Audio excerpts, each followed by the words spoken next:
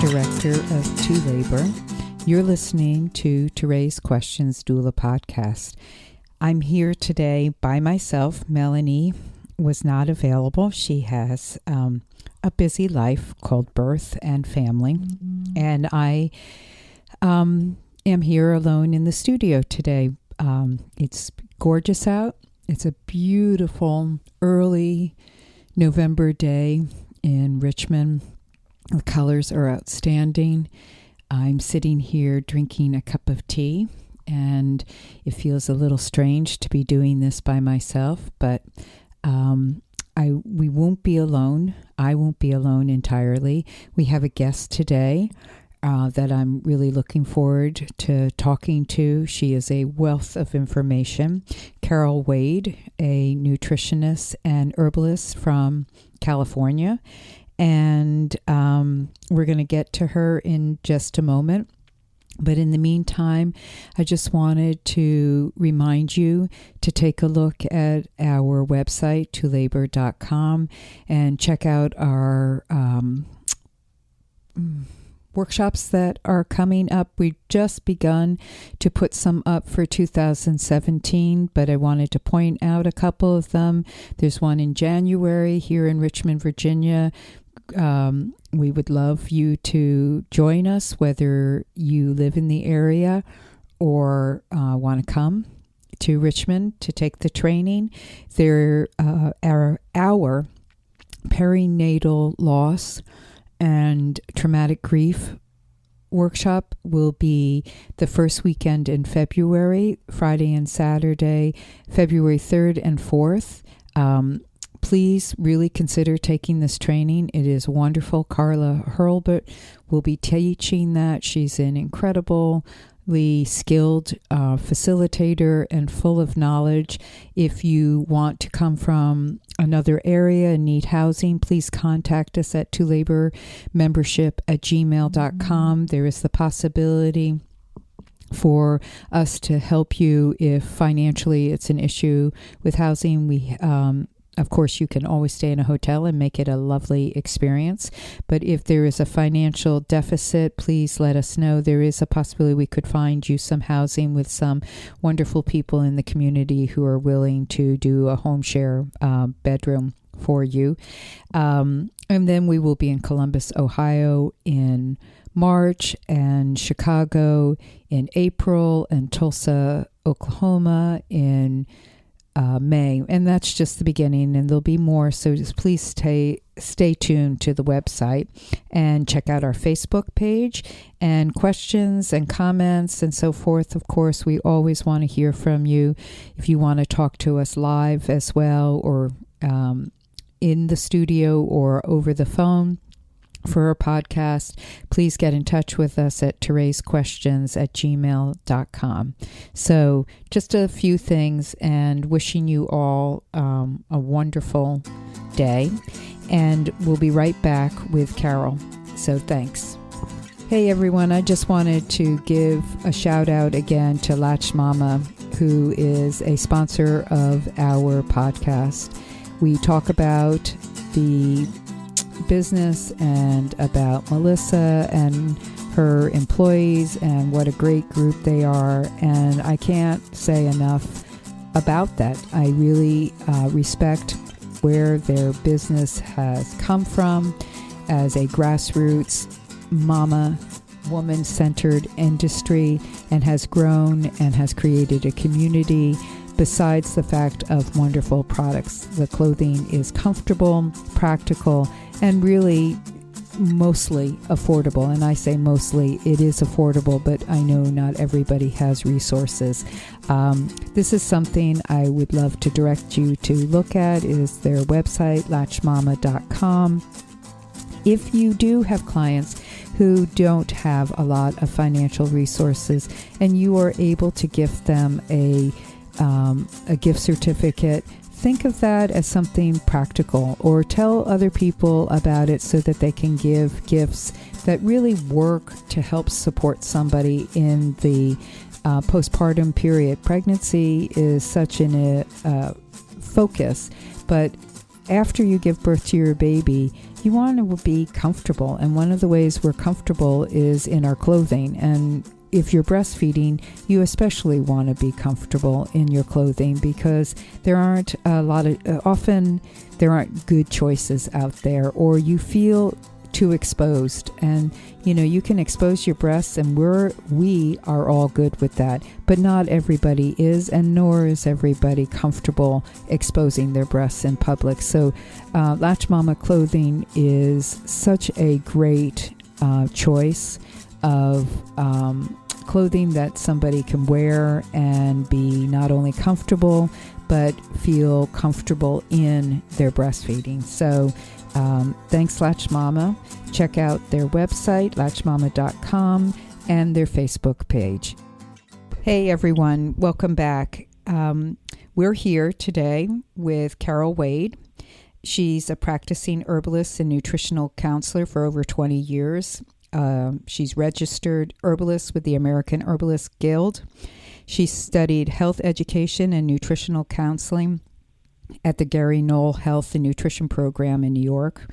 She's a graduate of the Herbal Therapeutics Study Program and the Herbal Therapeutics Graduate Clinical Program of the Herbalist Therapeutics Research Foundation, founded and directed by herbalist and ethobotanist David Winston. Hi, Carol. Hello. Welcome. Thank you. Thank you. It's really good to have you here, and I think our conversation today is going to be really, for some people, brand new information. For others, an add-on to things that they have wondered about or looked into, and for others, a real affirmation of the power of nutrition and herbs and how it plays a role significantly, or can, in the pregnancy year. So we feel really happy, fortunate to have you as a guest. So thank you for joining us. Well, thank you. I feel very happy to be here as well, because I think that the service that you're providing with these programs, these podcasts, is something that is hard to put any sort of value on, other than it is essential and important. And it's helpful to have a platform in which people can learn about things in a safe environment, or discuss things that once they hear information that is helpful for their lives. So I thank you for providing the medium. Well, thanks. That's really sweet. Can you just give us a little bit of background before we get into this whole discussion about, I just gave some of your actual clinical educational background, but who Carol Wade is, a little bit about you personally, and then what your work is currently. We would love to hear. All right. So I am the mother of 4 children, 3 of whom were born at home, 1 born in hospital, the first one by a midwife, and all of whom are healthy, happy children. They're now adults. I am a grandmother. I have an 8-month-old grandson with whom I am hopelessly in love. Oh, and man, you're so lucky. Yeah, I am. I feel very blessed. My children were all homeschooled, so I had a long, wonderful, intimate relationship with these 4 really wonderful beings. And because of them, it has helped me to stretch and grow in ways that I know without any doubt I wouldn't have otherwise. And I think that probably most mothers would say that. Yeah, I have to agree, just at least this one mother speaking to another mother. And I think you're right. I think we have no idea the journey that our children are going to take us on. So. No, and in some ways it's good that we do. Oh, yes. But that's true of many things in life. And it's interesting how well we can adapt and grow into a situation that, looking from the outside, we would have thought we never could have. And I think that's one of the wonderful things of life, too. Yes, so, I agree. Yeah. So today in my life, while I have been a practicing herbalist, along with being a mother and involved in other projects in my life, I am more moving into a point of teaching and producing different herbal products. I tried the model of an herbal community-supported agriculture project for about 4 years and found that very helpful. Yeah, so do you mean, I'm sorry, to you and to our listeners, I will interrupt and I apologize in advance. It's just for the sake of the podcast time. So were you describing that as, in essence, a CSA, which a lot of people know about you? Instead of vegetables, you had herbs and products? That's correct. Whoa. That's correct. So it was the same model of presenting with vegetables. It's usually like a bushel basket of whatever is in season every week. With the herbal CSA, the way I chose to do it was to have a basket that was given every month with 6 different items in it and an edible herbal bouquet. So Lovely. The baskets were different every time, and they always had an herbal tea blend and a tincture of some kind. And then it depended on the season and what was happening. Like at Thanksgiving, there might have been a digestive tea. Yeah, that sounds appropriate. Yes, most of us do need that. And at Valentine's, there might have been things that are helpful for helping you to be calm and relaxed, but at the same time enjoy yourself with your loved one. Lovely. All different things. It was very fun. I'm using past tense because in the last year, been focusing my attention into a 18-month herbal therapeutic study program that will begin in January, which is going to be wonderful. It will be meeting once a month for those 18 months, but it's also work to get together the curriculum and such. And so as a part of that, and also part of the herbal CSA, there is a medicinal herb garden that I began in about 4 years ago. It's just about at its birthday. And the garden is a wonderful, wonderful opportunity for people to be able to be in the presence of some of the plants that they may already be using or that they may have heard of, and to recognize that these are tools that are available to them that actually are not difficult to grow and in fact can be quite beautiful landscape plants to have in your garden. So that's also, though, a time involvement in taking care of the garden. I can imagine. I forgot to mention that where you are in Ojai, California, which is Southern California. And the name of your company, Carol, is Earth Island Herbs. Okay. So the garden is Earth Island Medicinal Herb Garden. And thanks to I'm now 63, and for many people of my generation, it's very helpful that we have children who are more well-versed with cyberspace. Yeah, you're speaking to the choir here. Yeah, oh man. And so thankfully I have a daughter who has put the garden on Google Maps, like you can Google Map it. And Lovely. She also does a lot of the work with social media things for me. So that's very helpful. But yes, you can Google Earth Island Herbs to get to our webpage. Great. Also, and Facebook. Yeah, which is earthislandsherbs.com, and then find you all on Facebook that way. And I happen to have been, I just want to interject here, I have been to Carol's garden, which is just, it's just unbelievable. The environment first where it's set, the setting, the land that it is on is just beautiful. But it is beyond that. It's just the care, the beauty of this garden, and knowing that it didn't exist, that this has been a process of love and lots of hard work to make it happen. And I know many other people involved in helping you as far as volunteers and just your family members alone.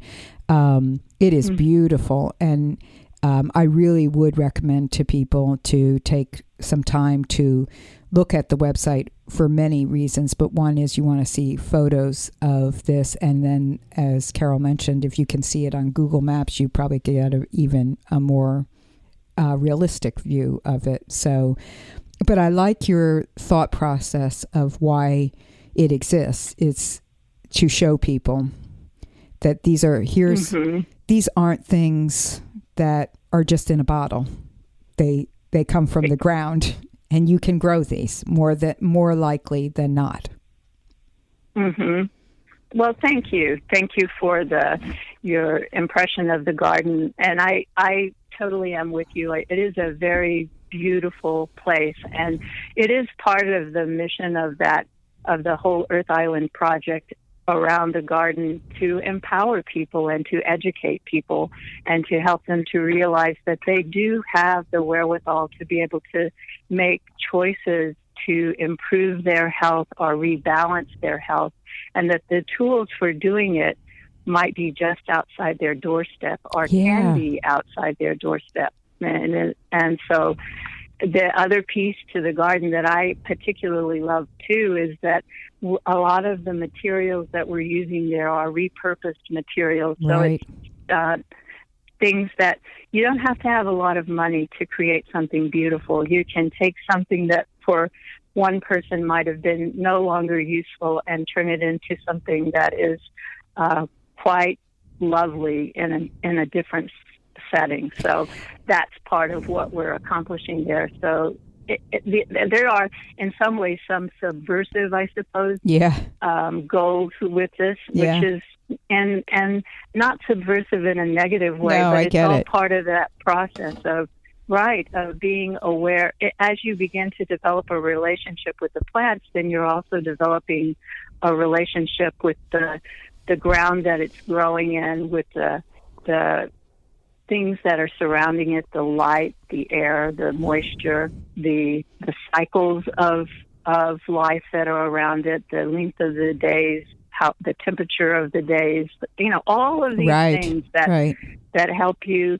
When you have a relationship with something, it is about getting to know it someone or something, some being. When you have these long relationships, which are very much like the relationships that we develop with our children. Well, I was going to say, from the very beginning. Yeah. Mm-hmm.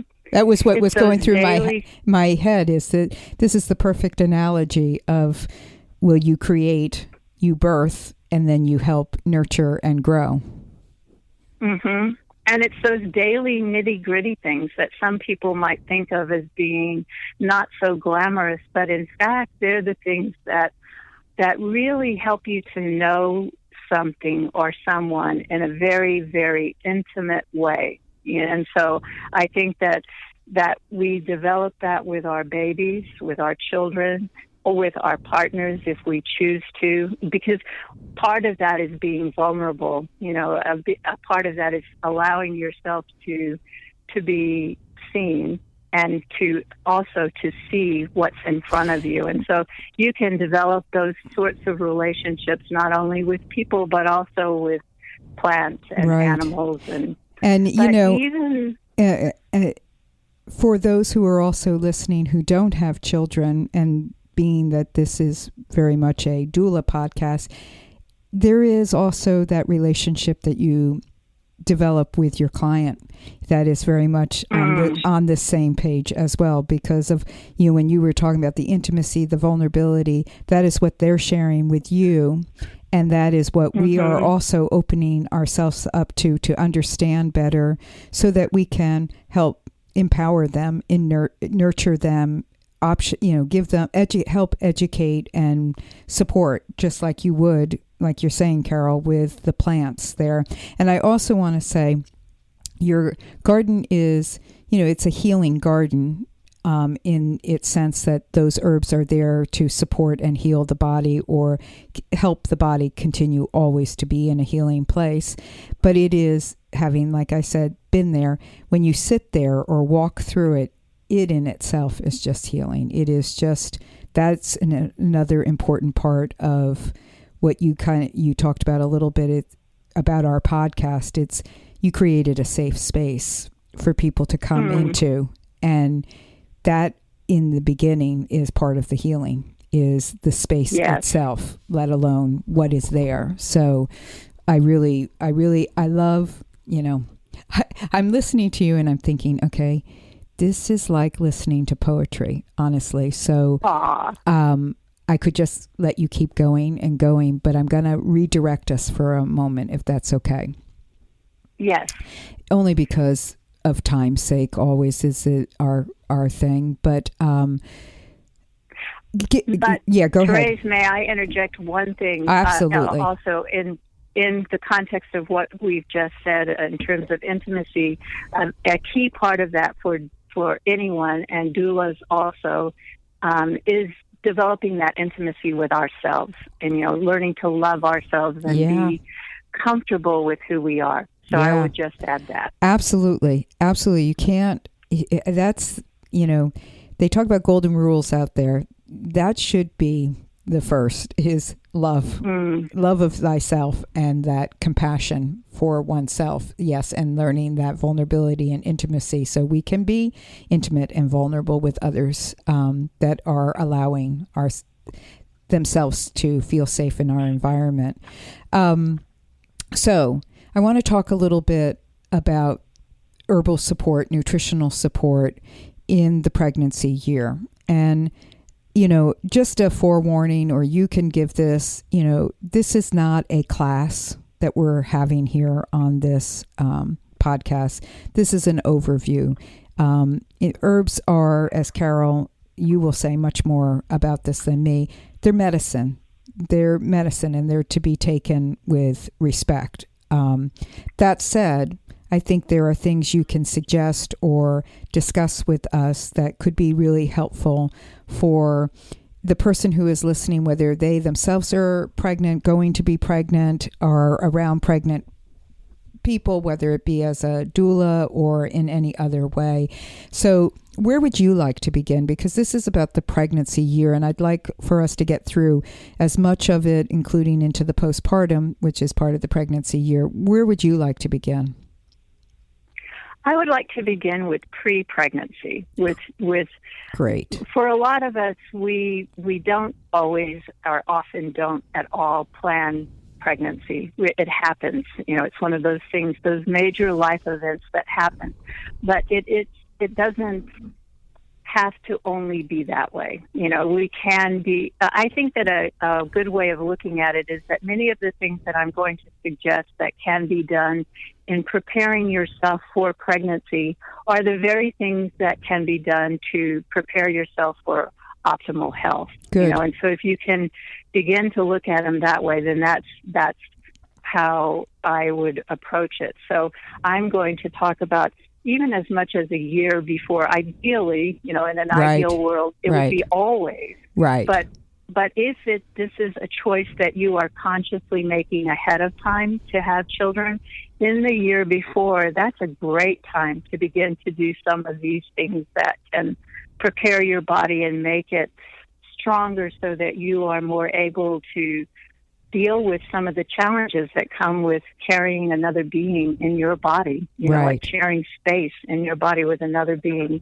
So I would talk about, there are a number of things to talk about, and I'm aware of our time limit as far as how deeply we can go. So I'm going to kind of hit on these things, and when I start to hit a little bit too long, I totally welcome a little nudge to go further. But one of the things that I think that is a very important part of preparing is basic stuff like air, water, food. So like one of the areas that you can begin to help with getting good deep breaths, good oxygen into your whole body, including your brain, which will aid you in a number of ways. It's one of the major fuels for being able to think clearly, is to begin to practice breath work, to do circular breathing or deep breathing, or diaphragmatic breathing is another term that is used around this.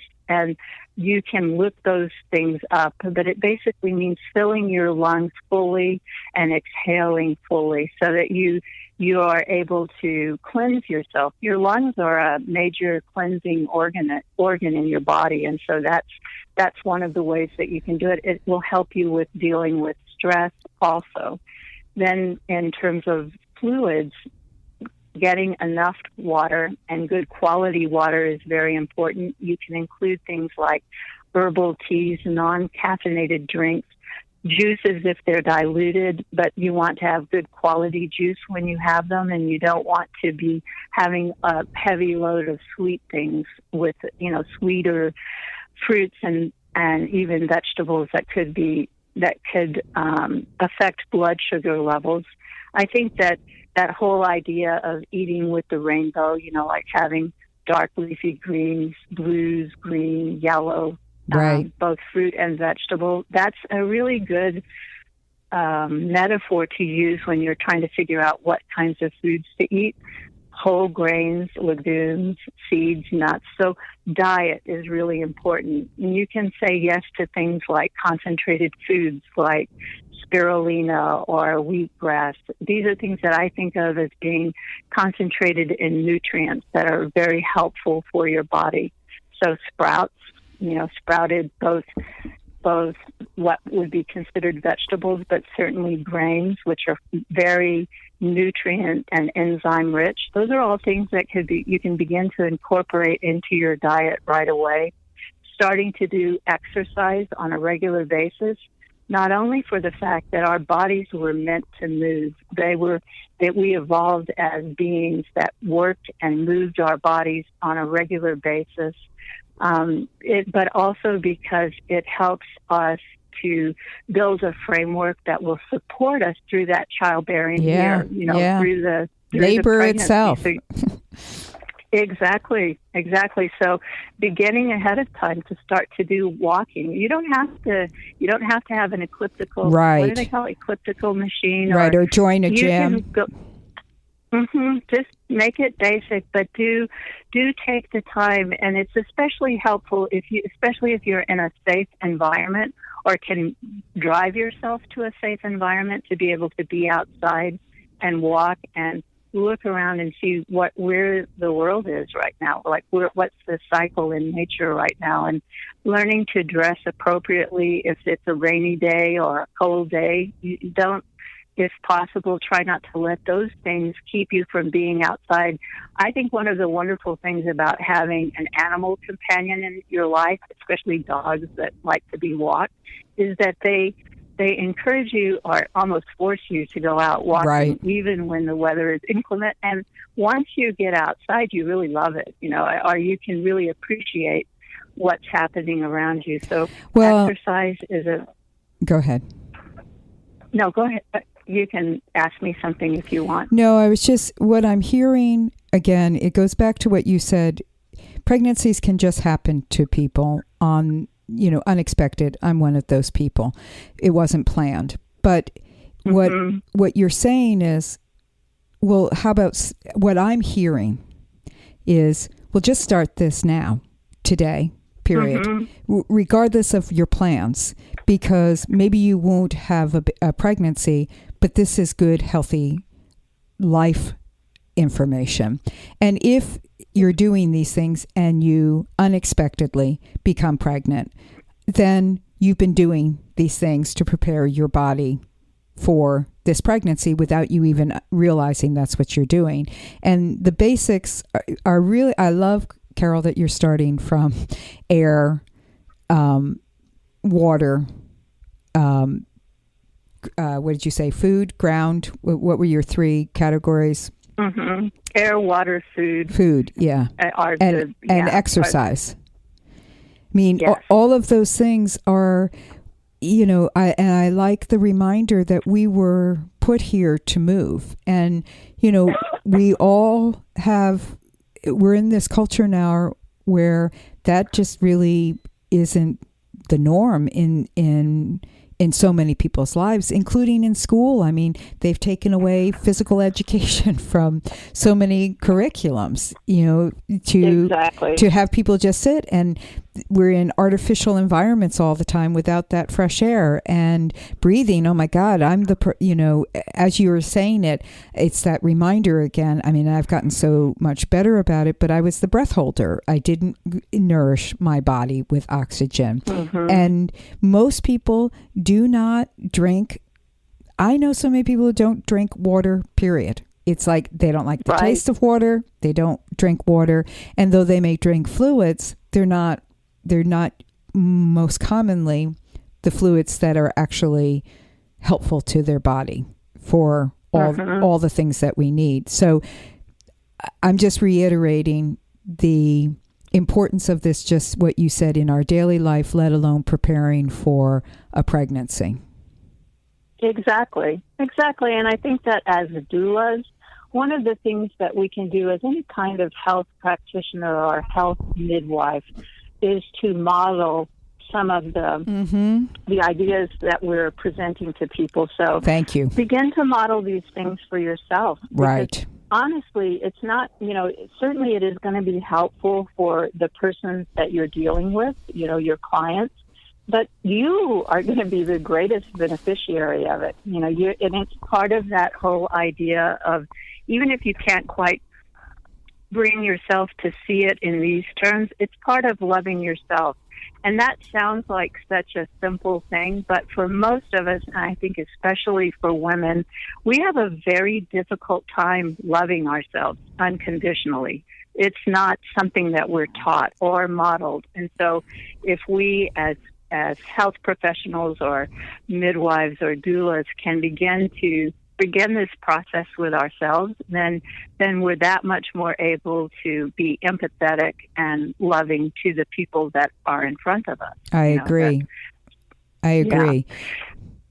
Go ahead. And so part of, along with these things that we've just talked about, a piece of that, and in a way it also ties in with that idea of loving ourselves, is the idea of relaxation, of giving yourself the space to be still, to have fun, to one of the things that kind of deep breathing can lead you to is a sense of peace in your being. And I think that today more than ever, there may have been other times in the centuries of life that humans have been on this earth that have also been stressful, but this is the only time that I've experienced. And so right. And it's the only time we're all experiencing. So right on. Exactly. And so I know that we are in very, very stressful times, not only on certainly look at our political situation here in the United States, but also environmentally in the whole world, and politically really in the whole world. And so having tools to help us to deal with those stresses that are outside, but that we also bring inside, that very much impact how we walk in our daily lives. We live in this world, so of course those things are going to impact us. So it's not like we can escape and go to another planet. It's like we're here, and so how do we adapt to those stresses in a way that's healthy? There are many adaptation techniques that aren't very healthy, and in fact, ask or witness any person who's grown up in a dysfunctional family, and you learn a lot of ways to survive, but they might not be really healthy ways once you leave that unhealthy environment. So it is about learning to step into light, really, learning how to. Mm-hmm. Well, so I would include that also in those three, maybe four areas that are pre-pregnancy. But as we're talking about pre-pregnancy, for people that are already pregnant, because I, like you, most of 4 pregnancies, only one was planned. It's not too late. Once you're pregnant, it doesn't mean that you can't begin to do some of the things that will be helpful for you. Absolutely. So don't, and it's not too late as a human being. Every day is a new day. It truly is. And every day we can make choices to shift the way we look at things, the way we deal with things. And every day we can forgive ourselves when we don't do it exactly Right. And the things that you have suggested don't cost a lot of money, don't really cost much money, if any money. So, I mean, there are, with the getting outside, there are some people who live in environments where taking a long walk or taking a walk can feel unsafe, depending on their environment. So for somebody like that, we have to understand, well, that's easier said than done. But even just stepping outside of your environment, and, if you can take mass transit or a vehicle somewhere to a safer space to be able to walk, or maybe that is where, exercise does, can be in a safe environment, such as a YWCA or something of that sort. But most of these things are things that are accessible in one way or the other. And, the other day, one of my sons was talking to one of my daughters, and this was shared with me, and I thought, we have so many excuses so I'm already prefacing in our listeners' minds the retorts. But he said, he was talking to her about stress and stresses, and he said, you should, what would ideally be is that you take 10% of each of your days should be spent doing something that you really enjoy, that fills you up, that gives you joy. When you put it into perspective, he said to her, that's only 10% of your life that you are focusing in on. And he said, and don't let the number 2.5, which would be 2.4 hours a day, get in your way. Like, oh, I can't do that. I can't, I don't have time for that. He said, it's 10% of your day. Like, it's 10% of your life. And I thought, that is so valuable that, I mean, even if you did 1.2 hours a day, it's a fifth of your life. It's 5% of your life, not a fifth, a 5% of your life that you're giving yourself something for enjoyment.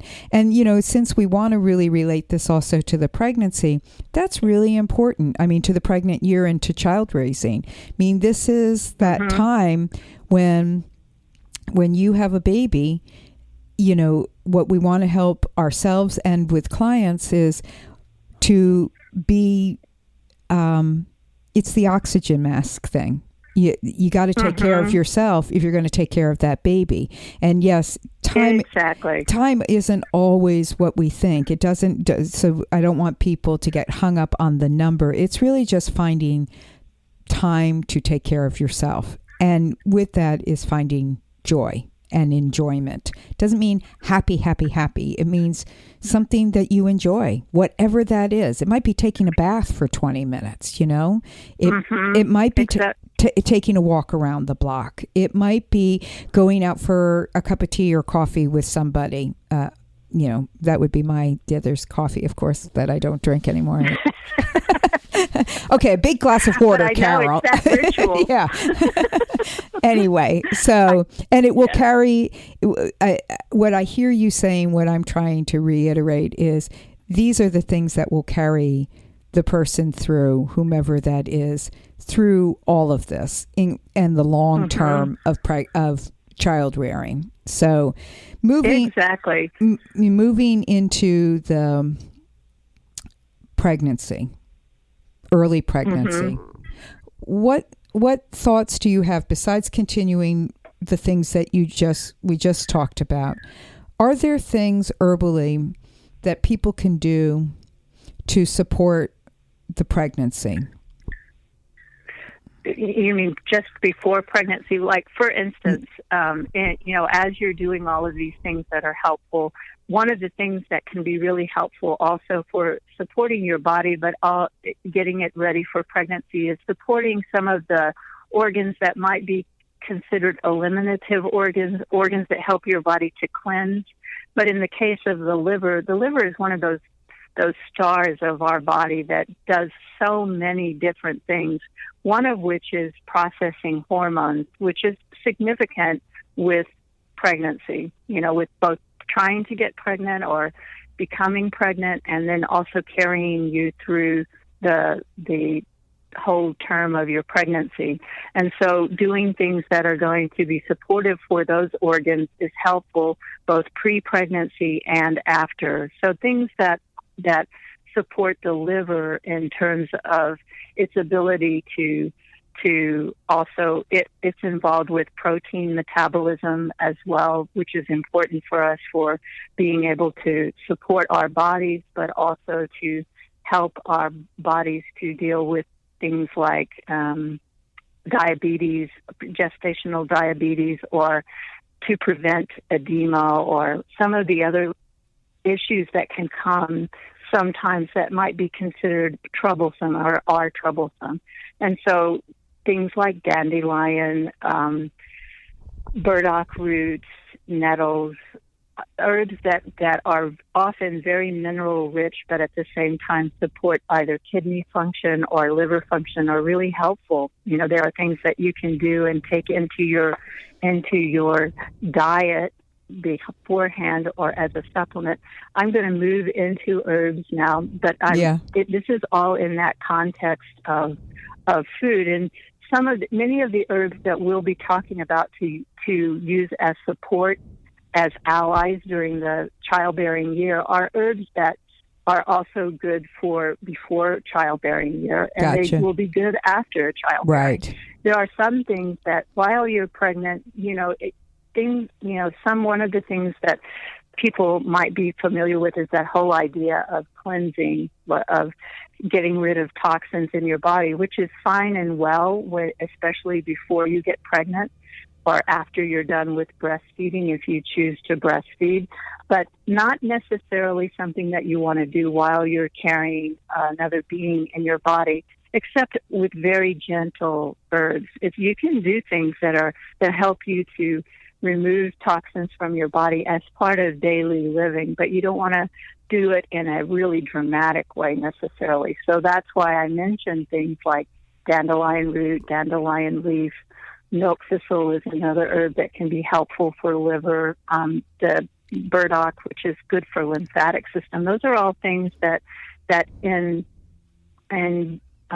levels that are suitable for kind of supporting regular functioning, not necessarily super cleansing, are really good for your body. So they could. And they also have. Go ahead. I'm sorry. I was just going to say you can bring them in as teas. Okay, that's what I was going to ask.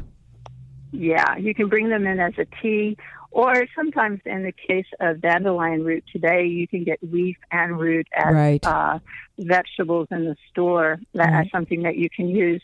And generally, another way of thinking about something like dandelion is to include in your diet things that are bitter, sort of like arugula and endive and watercress. Those are all things that not only are they dark leafy greens, but they also are things that help your body.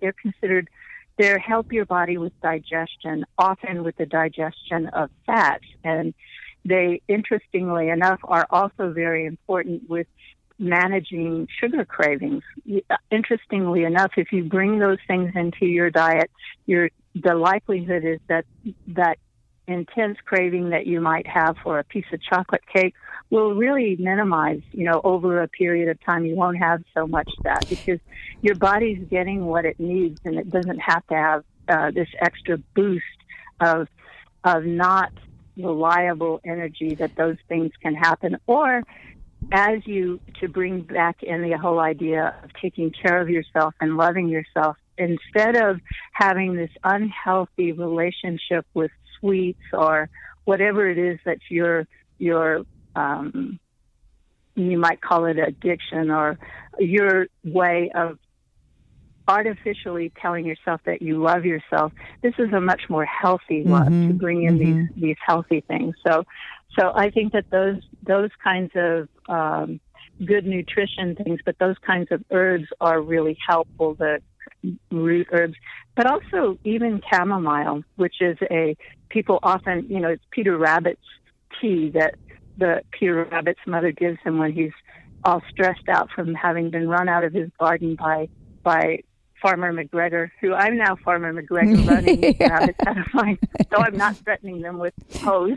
And you leave chamomile out for them on the outside of your garden. I know you do. I should. I'm busy taking it myself. But it is one of those things that it's a very good nerving. It helps to calm your nervous system, but it also is an incredible digestive herb. And it does have somewhat of a, especially if you steep it longer, it has a little bit of a bitter aspect, which is part of that digestive function. Doing things like, a simple thing that you can do, and you might not necessarily think of it as herbal, but supporting your kidney is lemon juice and water in the morning, like having that as one of the things that a ritual for yourself. And as I bring up that word ritual, I would say that some of these herbal things or many other things in your life, you can create a little routine, which another word for that might be ritual, around that is soothing. We talked about very lightly talking about coffee and the ritual of having coffee and sitting there with your friends. Well, you can create rituals around positive things that are more building for your body so that you don't have to forego having that opportunity to be with someone or, to smell something that's delightful. It's about training our being to recognize the delight and the healthy things. I think that one of the things that I would emphasize is rather than saying no to what we might consider wonderful things, think of it as saying yes to all the myriad of things there are out there, like taking deep breaths that are available to us and that actually support us. So Carol, the herbs that you were just mentioning, and which could be eaten or taken in tea, you're saying these are good for prior to pregnancy. Are they? And is that correct?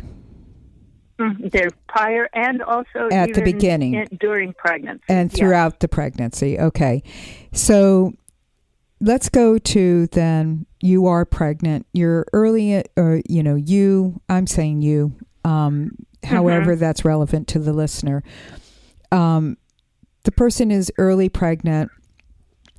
Besides those things that you just mentioned, are there anything that you feel comfortable also sharing might be, for the, I don't want to say run of the mill, the pregnancy that is, appearing to be healthy and normal, no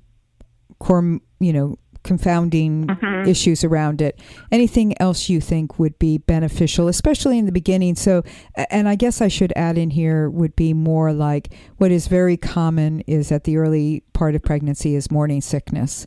And anybody who's had it, even the slightest bit, knows that it can just, and I will also add in there, just so you can keep moving forward, is the fatigue that comes with early pregnancy, which is just confounding to me because I've never remembered being that tired, and I've been tired. And nobody even knew I was pregnant because it's so not evident, and yet I was so tired. So besides rest, which is what we know, but isn't always feasible for some, people to really just lay down when they're feeling this way.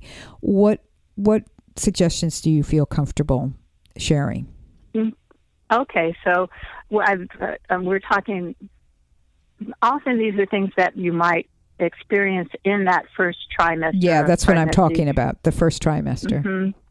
Yeah, but in addition, fatigue can accompany, of course, through at other times of pregnancy. Right, too. Right. Yes, yeah. So, but to first address the first thing that you mentioned, which was morning sickness, I think that some of the things that you can do that are helpful for that And I remember during my first pregnancy, I was one of the people who did have morning sickness, which I think is a misnomer. That feeling yes. of nausea lasted all day long. Yes, I know. I don't know why they call it that. I guess because you wake up in the morning with it. Yes, and thankfully for many women, it ends right at the end of that first trimester. But things that are, common sense things like, I was told to have saltine crackers at the bedside as soon as you wake up. Well, I would modify that to say some kind of good whole grain something, like a whole grain toast or something that you can nibble on. Not a lot of food all at once can be very helpful for that. Herbally, in addition to a good diet, but maybe more small, frequent meals. But in addition to that, there are things like ginger, peppermint, lemon balm, chamomile. And you're going to hear some of these herbs over and over as I talk about herbs of support. But those are all things that can be helpful for you either in combination or separately. Raspberry leaf is another one that is good. Another thing that can sort of come up along with morning sickness, or maybe even more further into the pregnancy as space gets more crowded in your body and the stomach gets a little bit moved about, is heartburn. Right, exactly. And a lot of those herbs that I just mentioned are very helpful for dealing with that kind of burning, that very strong discomfort. And you might add to it something like marshmallow root, which is in a group of herbs that are called demulcent, which means that it helps to soothe mucous membranes, essentially. And so sometimes by coating them, like in the case of slippery elm bark, that can be really helpful for something like heartburn. Another thing and going into talking about fatigue, sometimes one of the pieces of that, or a etiology of that, is anemia. Like it's not unusual for a woman to, if not being anemic at the beginning, but moving into the second trimester, that's when it might show up more. And often the type of anemia that shows up is low iron in the blood. And this isn't only a problem with pregnancy or a situation that comes up with pregnancy. A lot of women have this at various points in their life, and it can be a result of heavy menstruation or poor diet or any of a number of things. And so, like at other times in your life, you can make sure that you're having quality protein and, like lots of good whole grains, legumes, seeds, and nuts. Those are all things that can be helpful. Adequate levels of B vitamins, and in particular B12 and folic acid, are good. As far as, kind of somewhere between, they're not really herbs. I think of sea vegetables as a concentrated food almost too, and those are things like dulse and hijiki and kombu, which are, to me, less fishy tasting than kelp. So there's something that you can bring into the soup, literally, but into all this toolkit of things that you're doing to support yourself that you can have as food. They're in that zone between food and medicine. And so like when you're making yourself a soup, you might throw in a couple of chunks of kombu, which you can buy dried at many health food stores. Some bigger, well-stocked grocery stores might have them too. But or these other sea vegetables that I mentioned, and they won't overcome the taste of whatever it is you're making. So like when you make a pot of rice or those kinds of things, you can put these in, and on a regular basis, you're going to get access to some of the trace and macronutrients that are present in those, like calcium and magnesium. In addition to that, you might, once again, dandelion, nettles. And are you yellow? I want to clarify. Are they drinking these as teas, are they taking them as capsules? Are they taking tinctures? Is it a combination? Is one better than another? I mean, I want to be clearer on that.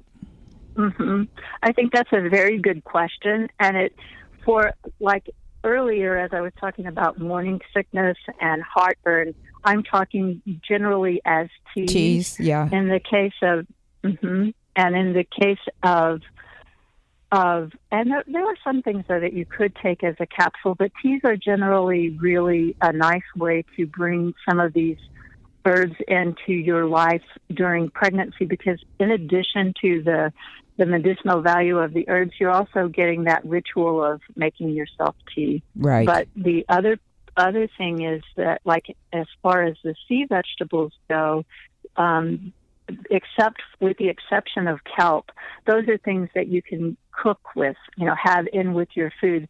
To me, kelp is too fishy tasting, so that might be something that you would take as a capsule. Right. I think that with the herbs that I talked about, like the stinging nettles, the dandelion, those are things that would be really nice to use as a tea. Having said that, some of the minerals that might be available in those herbs, you might be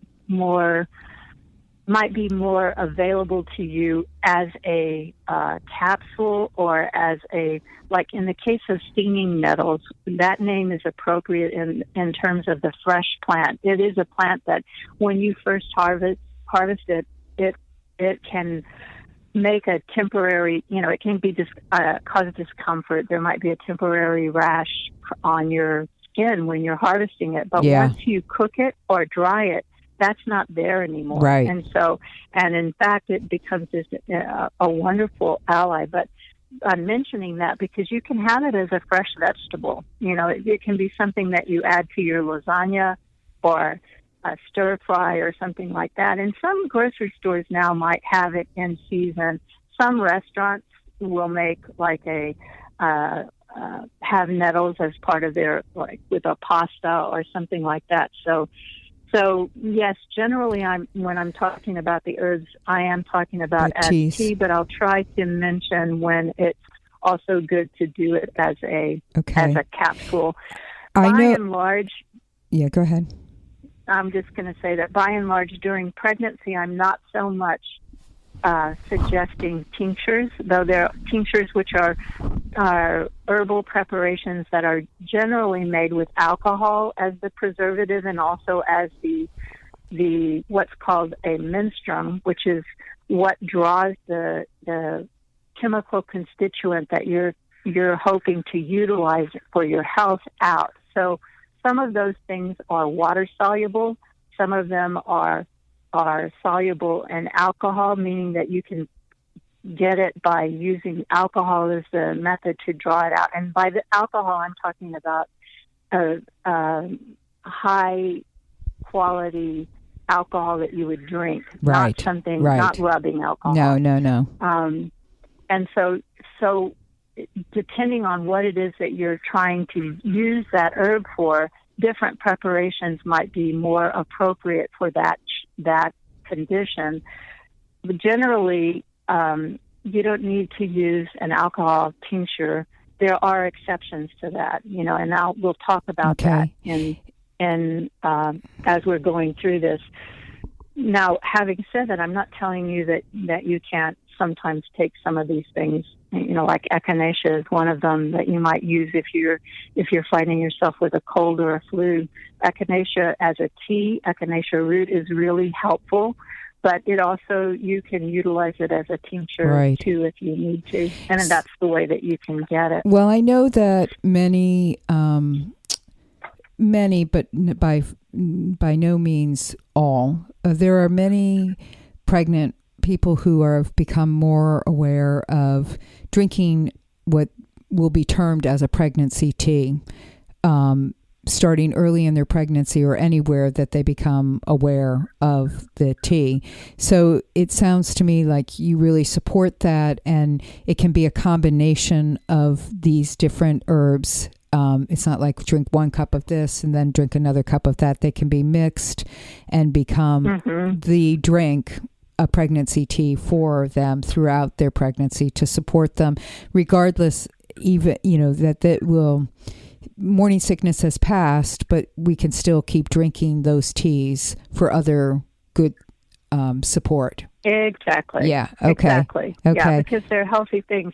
And you don't even necessarily have to limit it to herbs, especially we're just talking about anemia. One of the, dried apricots can be very helpful for dealing with anemia. And so you could, when you're getting ready to make your tea, you could mince up some dried unsulfured apricots. You want to, for as much as possible, you're trying to eat foods that are, quality, the best quality that you can afford and access.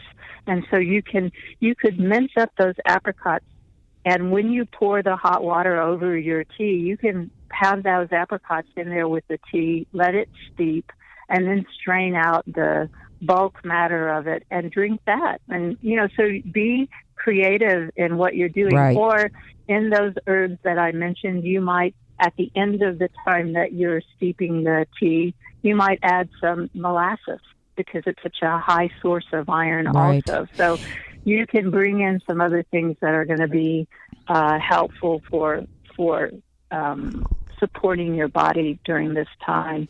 Well, and what I hear, Carol, also is that these are things that are, again, some people may already think, oh, well, yes, I know about doing herbal teas for pregnancy.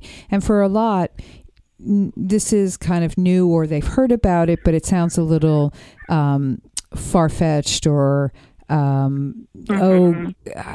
word that comes to my head is groovy. Oh, that's just too, I'm not that kind of person. I don't, a more conventional way of looking at things is who I am. This sounds a little too out of the ordinary, but it isn't. It's like, it's all the things that you're saying.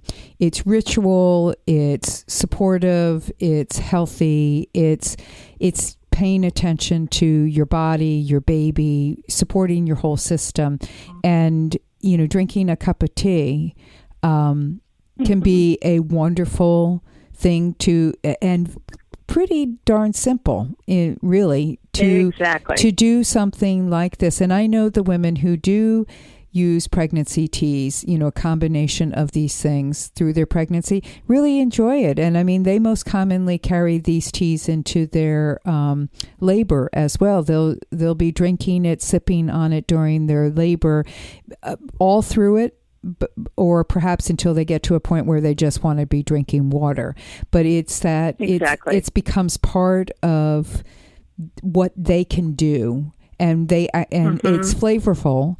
I mean, I remember drinking teas, and at one point it was summer. I always seem to be pregnant in the summer, and I would make lemon. I wouldn't make actual lemonade, but like a lemonade kind of water that I would add to it too. It just was an ice, and I would drink it cold. I would drink it as an iced tea, and it was so refreshing to me. It was something I really enjoyed. It wasn't like, oh, I got to take my herbs. It was, it was something relaxing and enjoyable.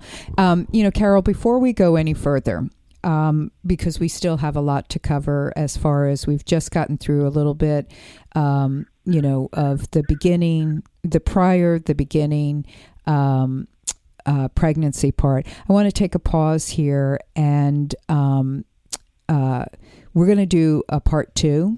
So to our listeners, this is for the moment. We're coming to a conclusion, but please stay tuned for next week. There'll be part 2 of our conversation with Carol Wade. And in the meantime, please take a look at her website, earthislandherbs.com.